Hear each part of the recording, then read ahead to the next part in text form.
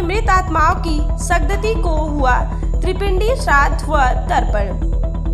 आज काशी के केदार क्षेत्र में शंकराचार्य घाट पर कोरोना काल में कवलित हुए असंख्य जीवात्माओं की सद्गति के लिए आचार्य पंडित अवधराम पांडे जी के आचार्यत्व में त्रिपिंडी श्राद्ध व तर्पण का आयोजन संपन्न हुआ।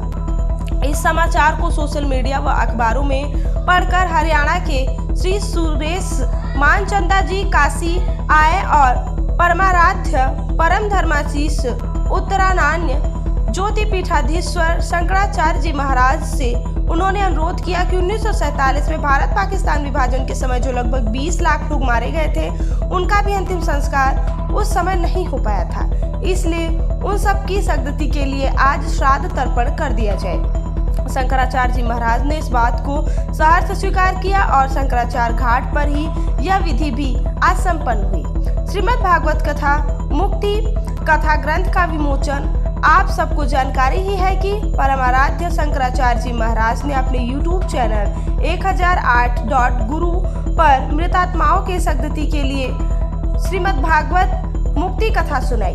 जगत गुरु शंकराचार्य जी महाराज की पूर्णाभिषिक्त शिष्या साध्वी पुड़ाम्बा जी व साध्वी शारदाम्बा जी ने गंगारविंद मिश्र जी, डॉक्टर लता पांडे जी व डॉक्टर मंजरी पांडे जी अनेक सहयोगियों के साथ मिलकर महाराज जी की कथा को प्रतिदिन प्रतिलिपि किया और पुस्तक के रूप में शंकराचार्य जी को समर्पित किया। शंकराचार्य जी महाराज ने इस मुक्ति तथा ग्रंथ का आज विमोचन किया। शंकराचार्य जी महाराज ने आश्चर्यचकित होते हुए कहा कि यह अपने आप में एक विशिष्ट कीर्तिमान है कि कथा विश्राम की चंद घंटों के उपरांत ही पुस्तक तैयार हो गई और 8वें दिन पुस्तक का विमोचन भी हो गया।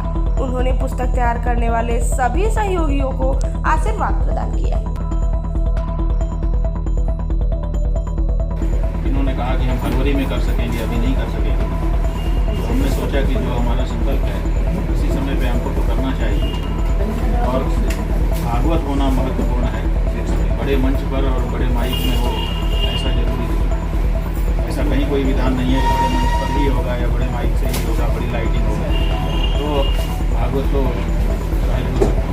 तो हमने यही मंच बनाया और हमने भागवत की और उसको लाइव कर दिया। और जब ये लाइव करके हम लोगों ने भागवत करी तो ये ध्यान में आया कि कोरोना के समय इसी तरह से लोगों को संपर्क होता है। संभवतः उन आत्माओं को यही अभीष्ट रहा कि जिस तरह से कोरोना में संपर्क हमारा आप लोगों से होता था, तो चैनल के माध्यम से होता था, मोबाइल के माध्यम से, तो वैसा ही ये श्रीमद् भागवत का भी आयोजन होगा। 7 दिन तक बड़ी भावना से भावित होकर के हम लोगों ने किया। भगवान ने आत्माओं को प्रदान की। यहाँ के धर्मशास्त्रियों ने समवेत होकर के हमको लिखित रूप से ये कहा था कि त्रिपिंडी श्राद्ध भी हम सबके निमित्त होना चाहिए। तो वो त्रिपिंडी श्राद्ध का आयोजन भी इस समय घाट पर हो रहा है। हम वहाँ पर इसलिए नहीं गए, नहीं तो वहीं पे हम आपसे मिलते हैं, क्योंकि श्राद्ध कर्म जो होता है उसमें सन्यासी का उपस्थित होना शास्त्रीय नहीं है। तो इसीलिए वहाँ पर हमारे प्रतिनिधि बैठ कर के ये कार्य कर रहे हैं। और आगे कल से नवरात्रि शुरू हो रही है, क्योंकि हमने पहले से ही जबलपुर में समय दे रखा है और वहाँ हमको जाना पड़ेगा। वहाँ पर भी जगत गुरुकुलम का एक तैयार हो रहा है, उसके लिए जाना होगा। इसलिए हम तो निकल जा रहे हैं, लेकिन हमारे ब्रह्मचारी जी महात्मानंद जी, ये रामबा जी, हमारे भगवान जी और नंदी स्वामी, ये हमारे प्रतिनिधि हो रहेंगे। यहाँ पर महारुद्र यज्ञ, शतचंडी महायज्ञ, 1 लाख मोदकों से हवन और दूसरे भी अनेक अन्य कार्यक्रम, 100 सुवासिनियों का पूजन, कन्याओं का पूजन, 64 योगिनियों का पूजन, ये सब कार्यक्रम भी नवरात्रि में शरद पूर्णिमा तक संपन्न होंगे। गिरीश जी हैं, ये सब लोग मिलकर के यहाँ पर संपन्न कराएंगे। तो बीच बीच में आप लोगों को फिर ये लोग बुला करके अवगत कराते रहेंगे और विज्ञप्ति देते रहेंगे। आप सबसे भी मिलना नहीं हो पाया था, तो आज का ये दिन अच्छा बन गया कि आपको मिलना भी हो गया। हमें प्रसन्नता है कि जब हमने ये कोरोना काल के मृतात्माओं की सद्गति के लिए ये कार्यक्रम यहाँ पर आयोजित किया, तो कुरुक्षेत्र की पंचनद स्मारक समिति के श्री सुरेश मानचंदा जी यहाँ पर हम लोगों के पास आए और उन्होंने कहा कि एक और इसी तरह के प्रयास की आवश्यकता है। उसके लिए हम तर्पण आपके साथ ही मिलकर के करना चाहते हैं।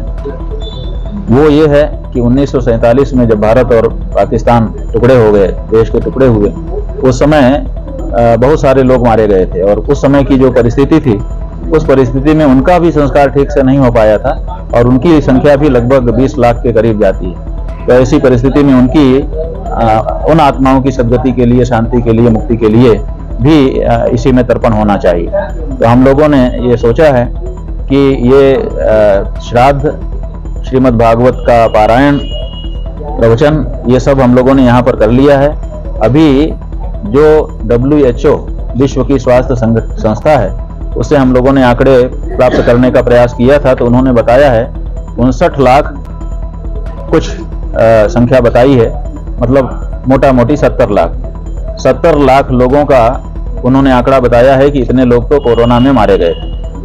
अब ये 20 लाख अगर जोड़ देते हैं तो 90 लाख हो जाता है और उसी समय और कुछ लोग मरे होंगे जिनका आंकड़ा हम लोग निकालेंगे तो ये लगभग 1 करोड़, सवा करोड़ के करीब जाता है।